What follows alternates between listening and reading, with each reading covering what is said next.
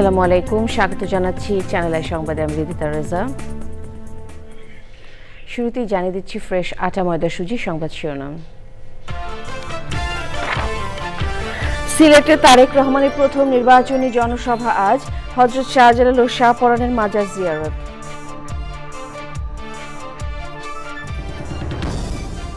ত্রয়োদশ জাতীয় সংসদ নির্বাচনে আনুষ্ঠানিক প্রচার শুরু, প্রার্থীদের নিরাপত্তায় সর্বোচ্চ সতর্কতায় আইন শৃঙ্খলা বাহিনী।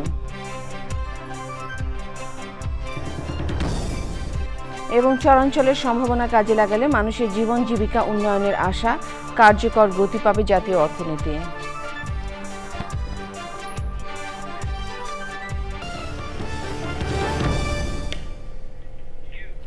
সংবাদ শিরোনামগুলো জানাচ্ছিলাম। এখনকার এই সংবাদ আয়োজন একই সঙ্গে চ্যানেলের ইউটিউব চ্যানেল এবং চ্যানেলের ওটিটি প্ল্যাটফর্ম আইস্কুয়েনের লাইভ স্ট্রিম হচ্ছে। শুরুতেই জাতীয় সংসদ নির্বাচন 2026।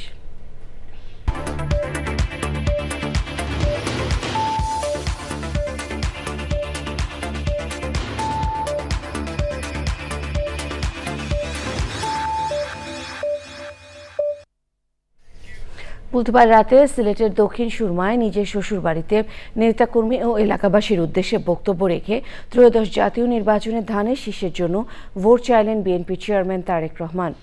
ভোট চেয়ে তিনি বলেছেন, দেশের মানুষ এত বছর ভোট দিতে পারেননি, তাদের মৌলিক অধিকার ছিল না, এবার নিজেদের অধিকার প্রয়োগ করবেন। এর আগে সিলেটে পৌঁছে হযরত শাহজালাল ও শাহপরান মাজার জিয়ারত করেছেন তিনি। রাহুল রায় রিপোর্ট। বুধবার রাত 8:04 সিলেট ওসমানী আন্তর্জাতিক বিমানবন্দরে অবতরণ করেন বিএনপি চেয়ারম্যান তারেক রহমান। সঙ্গে ছিলেন সহধর্মিণী ডাক্তার জুবাইদা রহমান, বিএনপি মহাসচিব মির্জা ফখরুল ইসলাম আলমগীর সহ অন্যরা। সেখান থেকে সরাসরি যান হযরত শাহজালালের মাজারে। মাজার জিয়ারত শেষে নফল নামাজ আদায় করেন তারেক রহমান। পরে মুক্তিযুদ্ধের সর্বাধিনায়ক জেনারেল এমএজি উসমানীর কবর জিয়ারত করেন। এরপর তিনি শাহপরানের মাজারের উদ্দেশ্যে রওনা হন।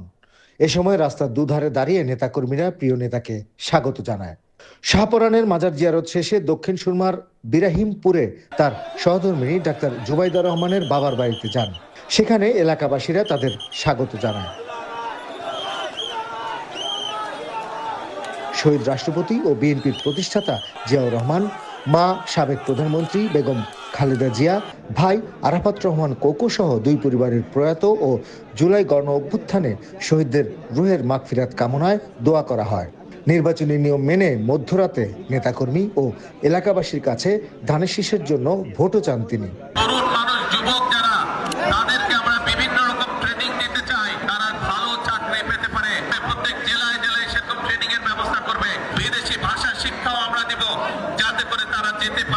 এবং ভালো বেতনের চাকরি যাতে করতে পারে, সেই বেতনের টাকা দেশে পাঠালে পরিবার শান্তিতে থাকবে, দেশের উন্নয়ন হবে ইনশাআল্লাহ।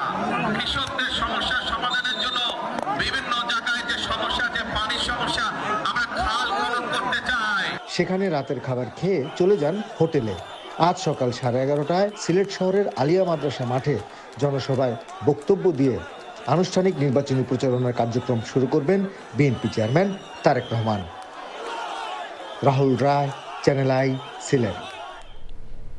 ত্রয়োদশ জাতীয় সংসদ নির্বাচনে প্রার্থীদের প্রতীক বরাদ্দ দিয়েছে রিটার্নিং অফিসারের কার্যালয়। নিরাপত্তা নিয়ে শঙ্কার কথা জানিয়েছেন নারী প্রার্থীরা। রিটার্নিং কর্মকর্তারা জানিয়েছেন, প্রার্থীদের নিরাপত্তা ইস্যুটিকে গুরুত্ব দিচ্ছে ইসি। প্রতীক বরাদ্দের পর আনুষ্ঠানিক প্রচার শুরু করেছেন প্রার্থীরা। রুকসানা আমিনের রিপোর্ট। জাতীয় সংসদ নির্বাচন সামনে রেখে ঢাকার 20টি আসনে প্রতীক সংগ্রহ করেছেন স্বতন্ত্র সহ 51টি রাজনৈতিক দলের প্রার্থী ও তাদের প্রতিনিধিরা। আসন্ন নির্বাচনে নিবন্ধিত দল ও স্বতন্ত্র প্রার্থীদের জন্য 119টি প্রতীক বরাদ্দ রেখেছে ইসি। আমি নির্বাচনে ফুটবল মার্কাতে প্রতিদ্বন্দ্বিতা করছি। আগামী জাতীয় সংসদ নির্বাচনে আমরা যেই রাজনীতিটা সামনে দেখতে চাই, স্বচ্ছতা এবং জবাবদিহিতার রাজনীতি, তার ভিত্তিতেই আমাদের ক্যাম্পেইন চলবে। বিএনপি চেয়ারপারসন জনাব তারেক রহমানের পক্ষে আজকে ধানের শীষের প্রতীক গ্রহণ করার জন্য এসেছি। সরকারের উচিত ছিল বহু আগেই অবৈধ অস্ত্রগুলো উদ্ধার করবার ব্যাপারে অপারেশন করে এগুলোকে সরকারের আয়ত্তে নেওয়া। অতীতে শরিক দলগুলো জোটবদ্ধ নির্বাচন করলেও এবারই প্রথম সব রাজনৈতিক দল নিজ নিজ প্রতীকে নির্বাচন করবে। নির্বাচনী পরিবেশ নিয়েছিল প্রার্থীদের পাল্টাপাল্টি অভিযোগ। আপনার সামনে গতকালকে তারেক রহমান যে প্রতিশ্রুতি দিয়ে বেরিয়েছে, কোনো ব্যবস্থা নেন কিনা, যদি না নিতে পারেন আমরা ধরে নিব যে বিএনপির কাছে ইতিমধ্যে আপনারা মাথা বিক্রি করে দিয়েছেন। আইন শৃঙ্খলা রক্ষাকারী বাহিনী ফাংশন করবে, কিন্তু আপনি সমান উইনিং ভোটের নিশ্চয়তা তো পাবেন না। তো সেখান থেকে অনেক প্রার্থী হয়তো হতাশার থেকে অনেক অভিযোগ করছে। নির্বাচন একটা খেলার মাঠ, এখানে জয় পরাজয় হবেই, কিন্তু একজনকে জোর করে আরেকজনের মতামত চাপিয়ে দিতে হবে, এইটা থেকে আমরা বের হয়ে আসতে চাচ্ছি। একটা বিশেষ দল ইচ্ছাকৃতভাবেই নানানভাবে আমাদের প্রার্থীর চরিত্র হনন, প্রার্থী সম্পর্কে নানান আজগুবি কথা ইত্যাদি বলছে। নিরাপত্তা নিয়ে শঙ্কা প্রকাশ করেছেন নারী প্রার্থীরা। এখনো মনে করছি না যে নির্বাচনে আমাদের যাবার মতো সুষ্ঠু পরিবেশ আছে। একটা তো শঙ্কা আমাদের কাজ করছে, যেহেতু আমরা নারী প্রার্থী। মাঠকে যেভাবে মসৃণ করা দরকার ছিল সেই জায়গাটা আমরা এখনো দেখছি না। রিটার্নিং কর্মকর্তারা জানিয়েছেন, নির্বাচনে অপ্রীতিকর ঘটনা মোকাবেলায় আইন শৃঙ্খলা বাহিনী সতর্ক অবস্থানে থাকবে। নির্বাচন কমিশন এবং সরকার আইন শৃঙ্খলা রক্ষার বিষয়ে যেসব পদক্ষেপ গ্রহণ করেছেন সেই বিষয়ে তাদেরকে অবহিত করেছি। তারাও আমাদের সহযোগিতার আশ্বাস দিয়েছে। রাষ্ট্রের জন্য থ্রেট স্বরূপ, হুমকি স্বরূপ এরকম লোক নিয়ে যদি আপনারা ক্যাম্পেনে যান, সেখান থেকে যদি অ্যারেস্ট করে, সেটা আপনি করবেন কি করবেন না, আপনার কতটুকু সম্মানহানি হবে কি হবে না, এটা আপনি বুঝে নিন। বৃহস্পতিবার সকাল থেকেই নির্বাচনী প্রচার শুরু করতে পারবেন প্রার্থীরা। রোকসানা আমিন, চ্যানেল আই, ঢাকা। জাতীয় সংসদ নির্বাচনকে সামনে রেখে নতুন বাংলাদেশ গড়ার প্রত্যয় আনুষ্ঠানিকভাবে উদ্বোধন হলো বিএনপির অফিসিয়াল নির্বাচনী থিম সং। অনুষ্ঠানে দলের সিনিয়র যুগ্ম মহাসচিব রুহুল কবির রিজভী বলেন, ফ্যাসিবাদের কারণে দেশে অনেক বছর জনগণ ভোট দিতে পারেননি। আসন্ন নির্বাচনে ভোটের মাধ্যমে ধানের শীষ জয়যুক্ত হলে দেশের মানুষ আবার উন্নয়নের নতুন পথ চলার সুযোগ পাবে। এনামুল কবির উপমের রিপোর্ট।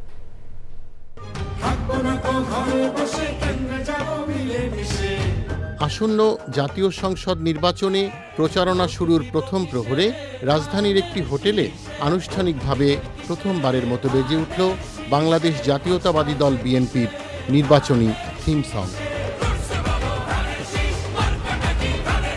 বিজয়ের পথে আমাদের যে যাত্রা, আশা করছি যে সেই যাত্রায় এই থিম সং একটি কার্যকর ভূমিকা রাখবে এবং জনগণের ভোট দেওয়ার ক্ষেত্রেও এই গানটি উজ্জীবিত করবে এবং ধানের শীষের বিজয় নিশ্চিত করবে। ঠিক শুরুতেই এরকম একটি থিম সং, আমি তো আশা করি প্রচণ্ডভাবে এর প্রভাব বিস্তার করবে এবং জনগণ একে নতুন করে আবার গড়ে তোলার যে অনুপ্রেরণা সেটা পাবে, জনগণের মধ্যে ভীষণ আলোড়ন তুলবে। এই থিম সংটা অবশ্যই মানুষের কাছে পৌঁছাবে এবং ধানের শীষের পক্ষে অনেক বড় কাজ করবে। গানটার মধ্যে যে স্পিরিটটা আছে সেটা তো ডেফিনেটলি ভোটারদেরকে আলোড়িত করবেই এবং আমার মনে হয় যে নির্বাচনের সময় প্রত্যেকটি দলেরই এ ধরনের কর্মকাণ্ডের মধ্যে সম্পৃক্ত হওয়া উচিত। প্রধান অতিথির বক্তব্য বলেন বিএনপি নেতা অ্যাডভোকেট রুহুল কবির রিজভী। ফ্যাসিবাদের ভয়াবহ আক্রমণের মুখে আমাদের সেই উৎসব, নির্বাচনী উৎসবের যে ঐতিহ্য এবং এটাকে কেন্দ্র করে মানুষের মধ্যে যে আমেজ তৈরি সেটা অনেকটাই ফিকে হয়ে গিয়েছে। সেই প্রত্যাবর্তনের দিকে আমরা ফিরে যাচ্ছি। ধানের শীষ প্রতিনিধিত্ব করে গোটা দেশ এবং দেশের যে একটা অন্তর্নিহিত দর্শন আছে সেই দর্শনকেও প্রতিনিধিত্ব করে।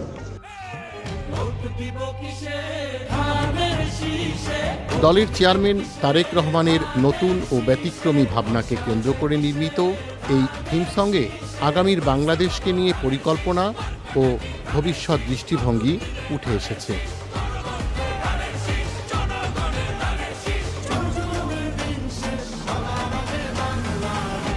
Enamul Kabir Rupam, channel I, Dhaka. এবারে অন্যান্য সংবাদ।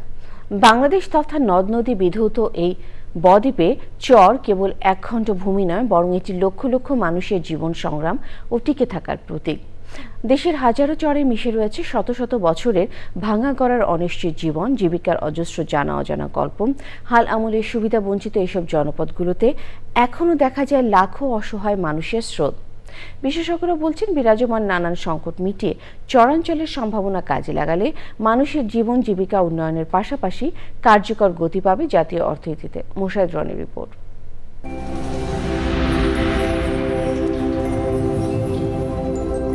পলিগঠিত এক বিশাল বদ্বীপ বাংলাদেশ। হিমালয় থেকে ফি বছর বয়ে আসা 120 কোটি টন পলি জন্ম দেয় নদীর বুক চিরে নতুন ভূখণ্ডের। এসব ভূখণ্ডই আমাদের কাছে চর নামে পরিচিত। তবে 2026-এর বাস্তবতা বলে দেশের চরাঞ্চল কেবল ভৌগোলিক পরিবর্তন নয়, বরং এটি প্রায় 70 লক্ষ মানুষের টিকে থাকার নিরন্তর সংগ্রামের এক জীবন্ত দলিল।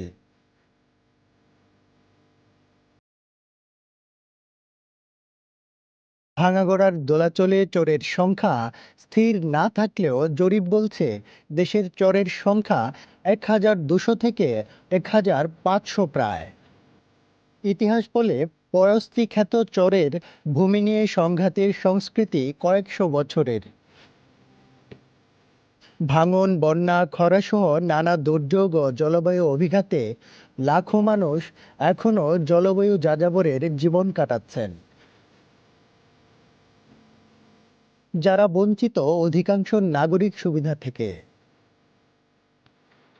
বিচ্ছিন্ন জনপদের পিছিয়ে পড়া জনগণকে মূল স্রোতে ফেরাতে যুগের অধিক ত্রাণ, স্বাস্থ্যসেবা প্রদান সহ নানা সেবামূলক কাজ করছে প্রকৃতি ও জীবন ফাউন্ডেশন। পাশাপাশি জলবায়ু পরিবর্তনের অভিঘাত মোকাবিলা করে ভবিষ্যৎ প্রজন্মের নিরাপদ ধরিত্রী বিনির্মাণেও নিরলস সংস্থাটি। পাখির কিন্তু একটা বিশাল উপকারের কাজ করে। ক্ষতিকর পোকামাকড় খায়, তাহলে আপনার ফসলের জন্য ভালো। আরেকটা যেটা হয় সেটা হচ্ছে আপনার পাখি যে বীজ খায়, ওর পেটের মধ্যে দিয়ে ওর মল দিয়ে কিন্তু বিভিন্ন জায়গায় পড়ে, সেখান থেকে কিন্তু গাছ হয়। আপনারা একটু খেয়াল রাখবেন, কিছু নলবন একটু রেখে দেওয়ার ব্যবস্থা করেন এই পাখিগুলোর জন্য, এই প্রাণীগুলোর জন্য। তো বাংলাদেশকে ভালো রাখার জন্য আমাদের সবাইকে কিন্তু এক হইতে হবে। বর্তমানে সোলার হোম সিস্টেম এবং মোবাইল ব্যাংকিং চরাঞ্চলে কিছুটা পরিবর্তন আনলেও শিক্ষা ও সুপেয় পানির অভাব চরের মানুষকে আটকে রেখেছে দারিদ্র্যের দুষ্টচক্রে। তবে টেকসই বাঁধ নির্মাণ, আধুনিক কৃষি ব্যবস্থাপনা, মানসম্মত শিক্ষা ও স্বাস্থ্যসেবা নিশ্চিত করা গেলে বিচ্ছিন্ন এসব জনপদ হয়ে উঠতে পারে জাতীয় অর্থনীতির পাওয়ার হাউস।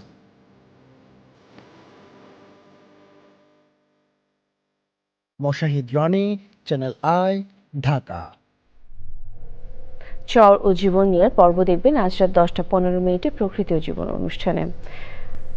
একসময় পড়ে থাকা শহরের ছাদগুলি এখন ভরে উঠছে গাছগাছালি আর ফল ফসলে। চোখ জুড়ানো এই সবুজ শুধু সৌন্দর্য নয়, নগরবাসীদেরকে এনে দিচ্ছে নিরাপদ খাদ্য আর মানসিক প্রশান্তি। ঢাকার উত্তরে এমন দৃষ্টান্তের বিস্তারিত জানাচ্ছেন শাইখ সিরাজ। ঢাকা উত্তরার এই চারতলা ভবনের উপরে 1800 বর্গফুট ছাদে আধুনিক কাঠামোয় গড়া হয়েছে ছাদ কৃষি।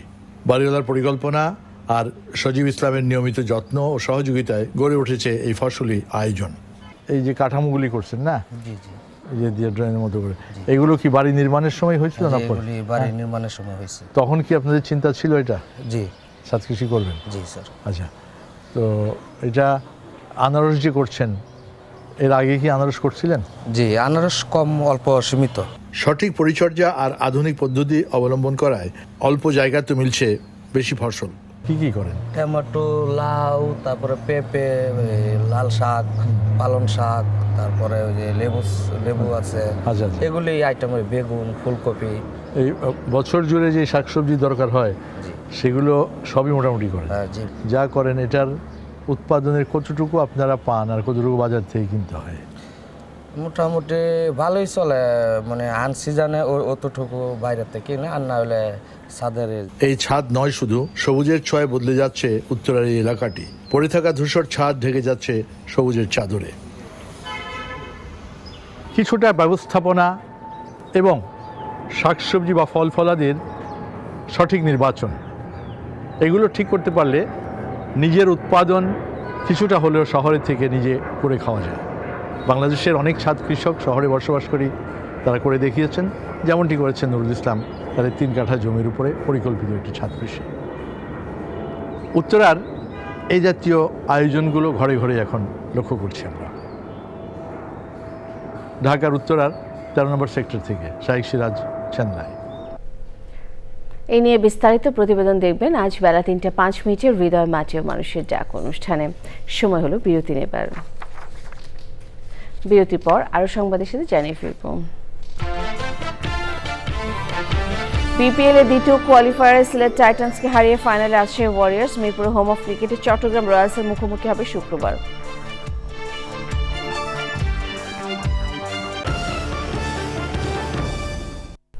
জুলাই অভ্যুত্থানে ইন্টারনেট বন্ধ করে গণহত্যা ও মানবতা বিরোধী অপরাধে উস্কানি দেওয়ার মামলায় সাবেক প্রধানমন্ত্রী উপদেষ্টা সজীব ওয়াজেদ জয় এবং সাবেক আইসিটি প্রতিমন্ত্রী জুনায়েদ আহমেদ পলকের বিরুদ্ধে অভিযোগ গঠন করে বিচার শুরুর নির্দেশ দিয়েছেন ট্রাইব্যুনাল 1। আগামী 18 ফেব্রুয়ারি সূচনা বক্তব্য ও সাক্ষ্য গ্রহণের দিন ঠিক করা হয়েছে। পলক আদালতকে বলেন, তার বিরুদ্ধে আনা অভিযোগ মিথ্যা নির্দোষ দাবি করে ন্যায় বিচার প্রার্থনা করেন তিনি। এদিকে র্যাব কর্তৃক গুমের মামলায় প্রথম সাক্ষী মীর কাসেমের ছেলে ব্যারিস্টার আরমান শেখ হাসিনা ও দায়ী সেনা কর্মকর্তাদের শাস্তি দাবি করেছেন। মাজহার হক পান্নার রিপোর্ট। সজীব ওয়াজেদ জয় এবং জুনায়েদ আহমেদ পলকের বিরুদ্ধে 3 অভিযোগ আনে প্রসিকিউশন। চিফ প্রসিকিউটর বলেন, আসামিরা ফেসবুকে স্ট্যাটাস দিয়ে আন্দোলনকারীদের রাজাকার হিসেবে চিহ্নিত করে। পরে জয়ের নির্দেশে ইন্টারনেট বন্ধ করা হয় বহির্বিশ্বে গণহত্যার ঘটনা আড়াল করতে। পাল্টা যুক্তিতে প্রসিকিউশনের অভিযোগ অস্বীকার করেন আসামিপক্ষের আইনজীবী। 2024 সালের জুলাই এবং আগস্ট মাসে ইন্টারনেট বন্ধ করে দিয়ে গণহত্যা চালানো, গণহত্যাকে বিশ্ববাসীর দৃষ্টি থেকে আড়াল করার দায়ে আসামি জুনায়েদ আহমেদ পলক এবং সজীব ওয়াজেদ জয়ের বিরুদ্ধে আনুষ্ঠানিক অভিযোগ গঠিত হয়েছে এবং 18 ফেব্রুয়ারি 2026 তারিখে এই মামলার সাক্ষ্য গ্রহণের দিনের জন্য নির্ধারণ করা হয়েছে। সজীব আহমেদ জয় প্রধানমন্ত্রীর তথ্য যোগাযোগ প্রযুক্তি বিষয়ক উপদেষ্টা ছিলেন। আমরা ট্রায়ালে প্রমাণ করার চেষ্টা করব তার বিরুদ্ধে যে চার্জটা আনয়ন করা হয়েছে এটা গ্রহণযোগ্য না, বিশ্বাসযোগ্য না। উনি আজকে কোর্টে নিজেকে নির্দোষ দাবি করে ন্যায় বিচার চেয়েছে। আমরাও প্রত্যাশা করি মাননীয় ট্রাইব্যুনালের কাছ থেকে ন্যায় বিচার পাব। আওয়ামী শাসনামলে র্যাবের টিএফআই সেলে গুম নির্যাতনের অভিযোগে করা মামলায় শেখ হাসিনা ও সাবেক বর্তমান সেনা কর্মকর্তা সহ 17 জনের বিরুদ্ধে প্রথম সাক্ষ্য দেন মীর কাসেম আলীর ছেলে ব্যারিস্টার আরমান। পৃষ্ঠপোষক নির্দেশদাতা হিসাবে সাবেক প্রধানমন্ত্রী শেখ হাসিনা, সাবেক স্বরাষ্ট্রমন্ত্রী আসাদুজ্জামান খান কামাল সহ এই সমস্ত অফিসারদের বিচার এখানে অনুষ্ঠিত হচ্ছে। এই বিচারের মাধ্যমে অতীতে সংগঠিত অপরাধের শুধুমাত্র দায়মোচনী নয়, ভবিষ্যতে গুমের মতো ভয়াবহ জিনিস যাতে সমাজে ফিরে আসতে না পারে সেই জন্য এই বিচার আমরা চেয়েছি এবং সেই বিচারের প্রক্রিয়া এখানে শুরু হয়েছে। সাক্ষীর সাক্ষ্য গ্রহণ শেষে জেরা করবেন আসামিপক্ষের আইনজীবী। মাজহার হক মান্না, চ্যানেল আই, ঢাকা। এবারে কৃষি সংবাদ।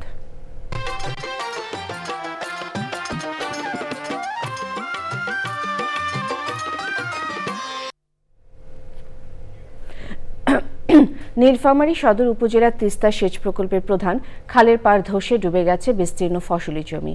কৃষকদের পরিশ্রমের ফসল নষ্টের পাশাপাশি আসন্ন বড় মৌসুমে আবাদ নিয়ে দেখা দিয়েছে অনিশ্চয়তা। ক্ষতিগ্রস্তদের অভিযোগ, খাল সংস্কারে নিম্নমানের কাজ ও অবহেলার কারণে এই দুর্ঘটনা। নীলফামারী থেকে আনোয়ার আলমের রিপোর্ট।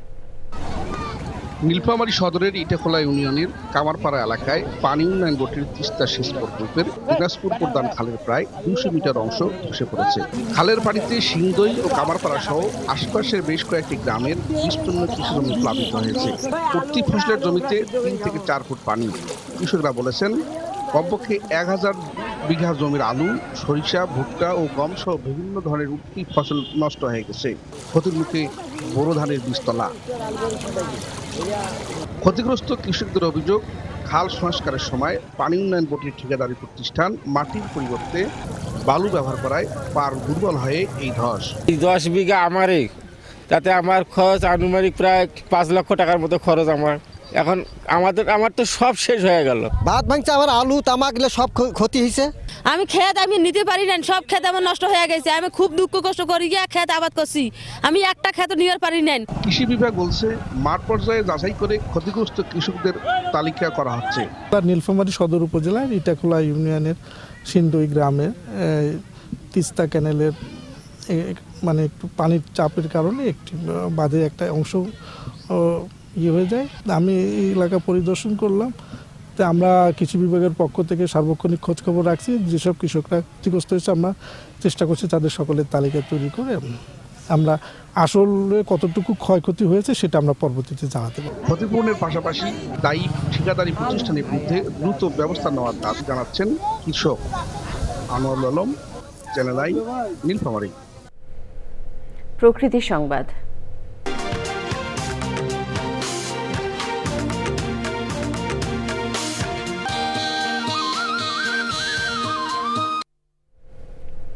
যেখানে সেখানে গড়ে ওঠা চালকলের কালো ধোঁয়া আর বর্জ্যে বিপর্যয়ে দিনাজপুরে পরিবেশবাদী ও স্থানীয়দের অভিযোগ জনস্বাস্থ্যের ক্ষতির পাশাপাশি ফল ও ফসলের জন্য মারাত্মক হুমকি হয়ে উঠেছে এসব চালকল।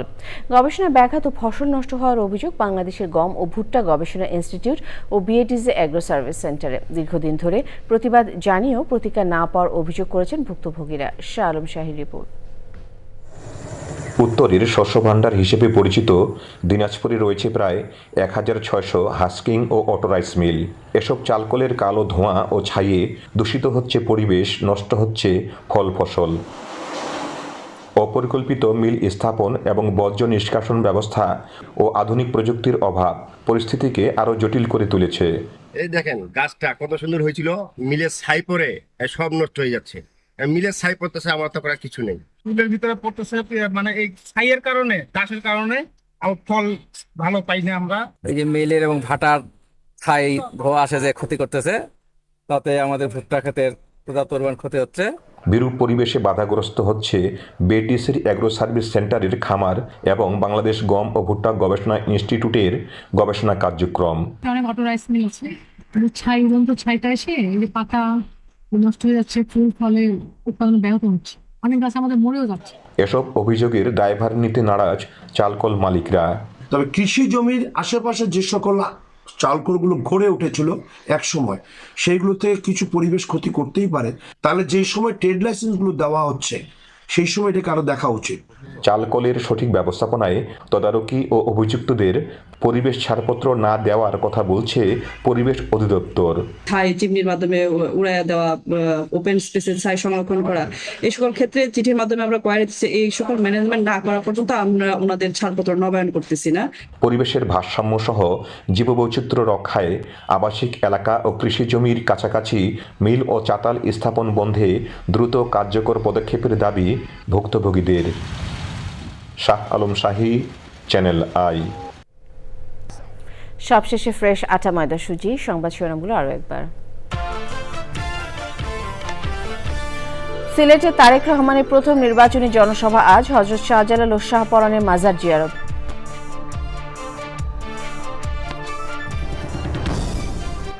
ত্রয়োদশ জাতীয় সংসদ নির্বাচনে আনুষ্ঠানিক প্রচার শুরু। প্রার্থীদের নিরাপত্তায় সর্বোচ্চ সতর্কতায় আইন শৃঙ্খলা বাহিনী।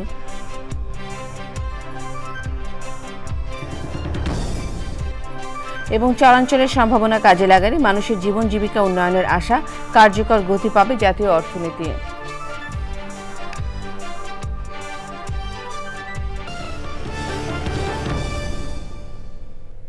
চ্যানেলের সর্বশেষ সংবাদ জানতে ভিজিট করুন channeloneline.com-এ। যুক্ত থাকুন আমাদের সোশ্যাল মিডিয়া প্ল্যাটফর্মগুলোর সাথে। শেষ করছি চ্যানেলের সংবাদ। ধন্যবাদ।